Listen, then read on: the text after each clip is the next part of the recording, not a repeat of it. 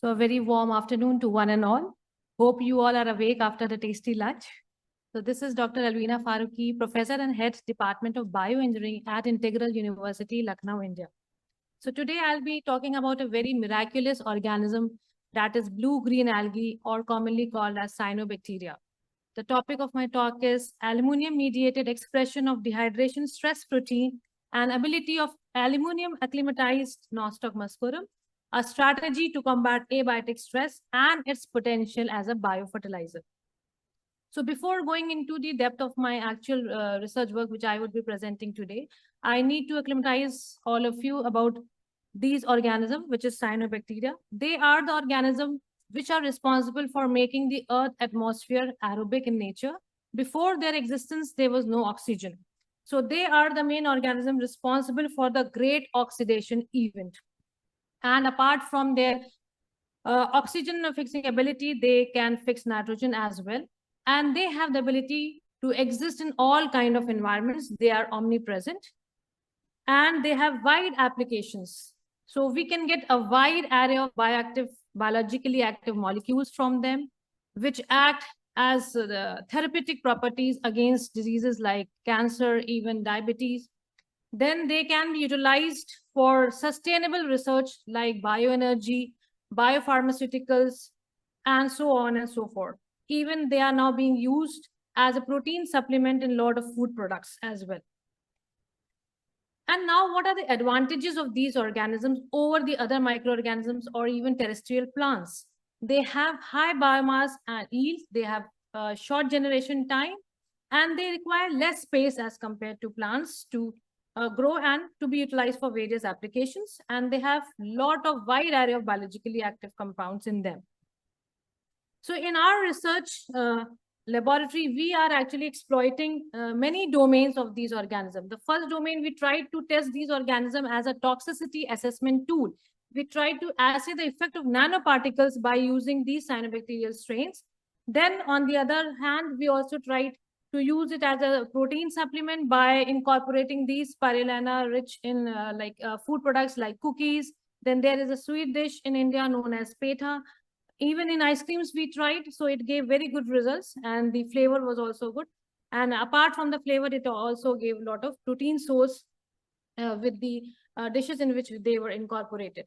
Then the third domain in which we are working is to enhance the agricultural productivity by producing the engineered biofertilizer. And then we are also into deriving some biopharmaceuticals, some bioactive compounds like phycocyanin, terpenoids, and we have tested it against diseases like cancer and diabetes. And then recently we have also started to work on the production of bioenergy and the waste biomass that we are getting after the production of bioenergy to be utilized for the wastewater treatment. So here today we'll be focusing just on the biofertilizer domain. So this is the pictorial view of the plant tissue culture laboratory in which we are maintaining several strains of cyanobacteria. Some of the strains we have procured from national, international repositories, and some we have isolated from the various kind of soils, paddy fields and all. And these are the microscopic view. Under the microscope, you can see they have diverse morphology. Some of the strains, they have heterocysts, a special structure which helps in the nitrogen fixation. And the others, they lack heterocysts. They are known as non-heterocysted organism. And they have various kind of structures which are responsible for various properties. Some are also single-celled organisms also when we see under the microscope. Some have mucilaginous coating around them. Some are spiral-shaped. Some are beaded structure. So they have wide diversity in terms of morphology as well. So coming to the main topic, cyanobacteria, which is actually a bioresource for sustainable agriculture. And we all know that due to the enhanced population, we all require enhanced agriculture productivity. For that, we are using chemical fertilizers, pesticides, which are posing a threat to the agriculture produce. So now is the time to turn towards sustainability, to find sustainable solutions to combat all these problems. So, and there are a huge percentage of land which is non-arable due to the acidic nature. So we tried to find a solution to these problem statements of the society. So During my research work, I tested the efficacy, I tested the effect of various heavy metals on the growth of the cyanobacteria. Then the metal aluminium showed a very peculiar kind of mechanism. It was able to tolerate, the algal cell were able to tolerate aluminium up to a higher concentration of 80 micromolar. So that was very fascinating to me, and I thought to move beyond this. And I tried to acclimatize these cells with the aluminium and saw what mechanism was going on. So this hypothesis helped me to take up the challenge of acclimatizing these cyanobacteria and testing them in the soil, how it is working. So what are the advantages linked to cyanobacteria to be used as a biofertilizer? It acts as a biostimulant, it also acts as a biopesticide, and it also acts as a biofertilizer. So it is having the three roles which are very important to enhance the agriculture productivity. So everything has its own pros and cons. So there are few limitations also which the researchers are trying to overcome.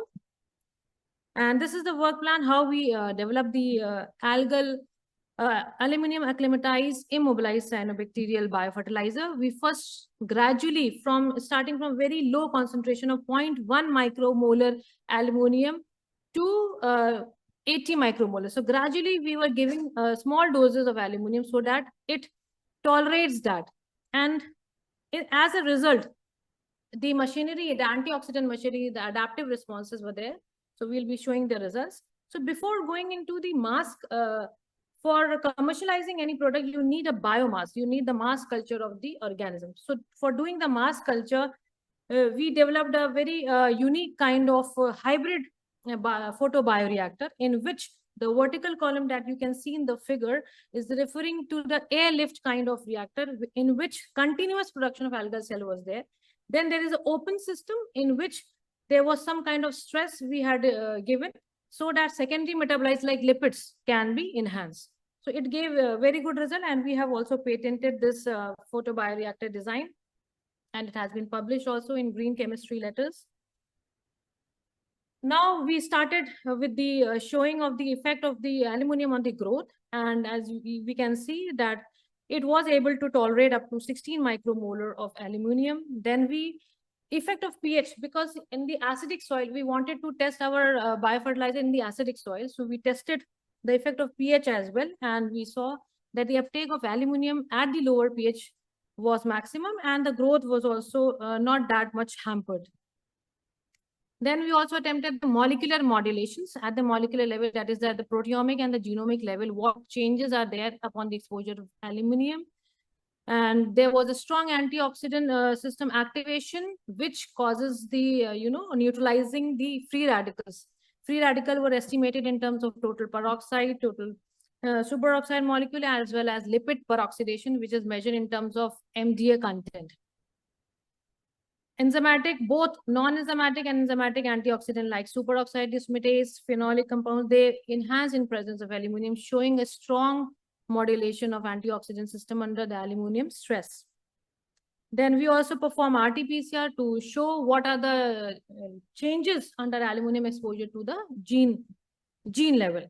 So we went to the gene level, the proteomic level also. Several peptides showed upregulation in the presence of aluminum, which hinted us that it might be possible that aluminum creates dehydration stress, which in turn enhances the production of proteins like dehydrins.